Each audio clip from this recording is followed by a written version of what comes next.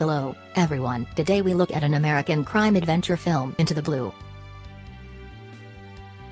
Poor Paul is an experienced diving instructor. Boss nitpicking often. Wages are docked at every turn. Paul didn't want to be angry anymore. He just threw it away. Paul's girlfriend, Jessica, is a shark breeder. Even though Paul was poor and had to live in a trailer, the only valuable property was a broken ship full of holes. But Jessica wasn't put off at all. Paul used to work for a professional treasure hunter. A storm 10 years ago turned over the bottom of the sea, and the hourglass revealed what had been buried for centuries. The captain found a treasure then, made a fortune. Now he has his own treasure boat and hundreds of men.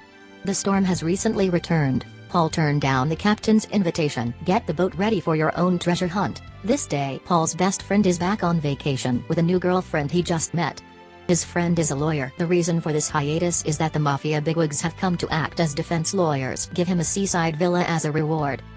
And all the property here includes boats and boats. It comes with a room. Paul was excited. He was finally able to set out on a treasure hunt. 4 people surf in a boat, dive into the sea.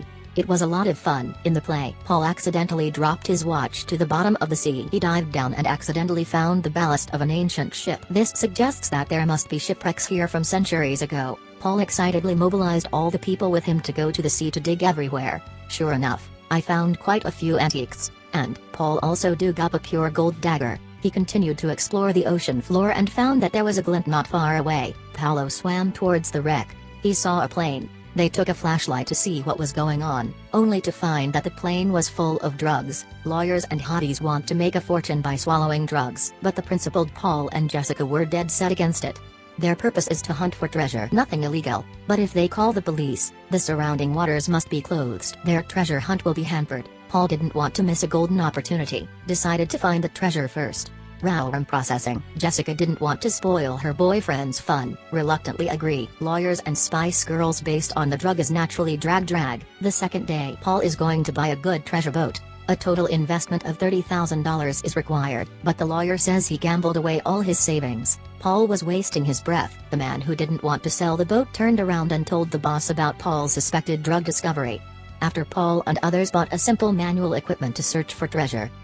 Lawyers use metal detectors to find targets. Paul used a sand blower to blow things out. They rummaged about, harvest a lot. Hot girl who thinks about drugs when everyone's not looking. She sneaked into the plane, but accidentally cut off the oxygen tank. Hanging by a thread, Paul immediately knew something was wrong when he got on the boat without hot girls. Hurrying to the airport, Spice Girl lucky to be saved. Their biggest gain this time was 2 old silver pistols and a silver powder keg.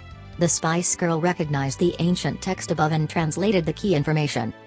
Paul leafed through ancient books and found that it was the personal equipment of a famous pirate 150 years ago. Based on time, Paul thought the ship was most likely the Zephyr, which a wealthy businessman had escaped for. When the Civil War broke out, the rich merchant took all his gold and silver with him and sailed away. The ship was hijacked by pirates on the way. A related fairy tale has been widely told.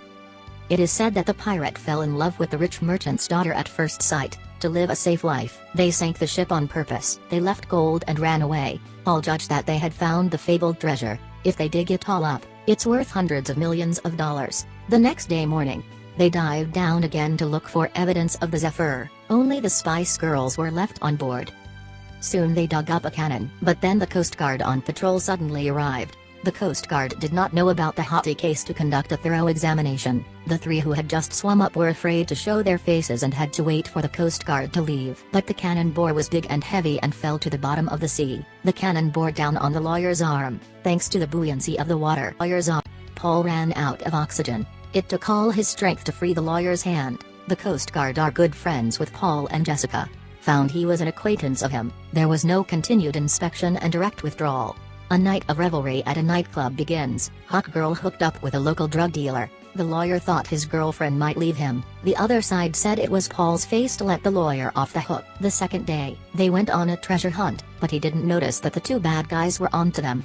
When they get into the water, the bad guys sneak up on the boat and start rummaging around. Paul and the lawyer found out, immediately back to the boat to drive the guys. Paul recognized from the bandit's fallen hat that the man might be one of the captain's men. He immediately went to the captain and questioned him, but they denied it. He also claims to have sold countless hats, advised Paul not to speculate. This made Paul feel a great crisis. If they don't improve efficiency, sooner or later, the captain will find out about the treasure. Bad is, they have no money to buy equipment. The lawyer took the opportunity to offer to sell drugs. Just move a little bit, they have money to buy equipment, to dig up a treasure 150 years old. Paul was a little tempted. He didn't want to miss the treasure he had. But in the end Paul rejected the offer. The lawyer and the Spice Girl failed in their plan, decided to do it themselves. That night they quietly took out a large package of drugs. A drug dealer who found hot girls to hook up with, but the sheep entered the tiger's jaws. The lawyer and the Spice Girl, detained on the spot by drug dealers. Paul gets the message, go to the rescue immediately, only to learn that the 800 kilograms of drugs is the drug dealer's shipped. The drug dealer sent around, never found now, so they sent it to him. Let the drug dealers know that the cargo plane has been found. The drug dealer gave Paul 12 hours to return all the drugs. Otherwise all of them would be killed. However, Paul was still thinking about the treasure. He asked the drug dealers for $30,000 for equipment. Tried to kill two birds with one stone. But Jessica was determined not to let Paul get his hands on drugs. She left in despair. Paul is in a difficult position now. He had to bite the bullet. They blew away the sea first. The wreckage of the Zephyr was successfully located. Then the drugs were removed from the plane. A tiger shark is secretly carrying drugs in the sea after all.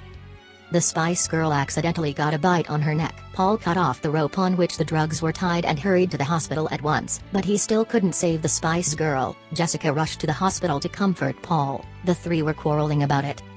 The drug dealers came to collect the drugs at gunpoint. Paul and others drove away. Paul knew the drug dealers wouldn't let them off, but the drugs must also be washed away by the sea. In desperation, Paul had to sacrifice his money for his life. He asked the lawyer and Jessica to go first and meet him at the usual place. After they left, Paul deliberately stopped the drug dealer's car, but Jessica got off the bus on the way to report it. The lawyer hesitated for a moment and then drove away first.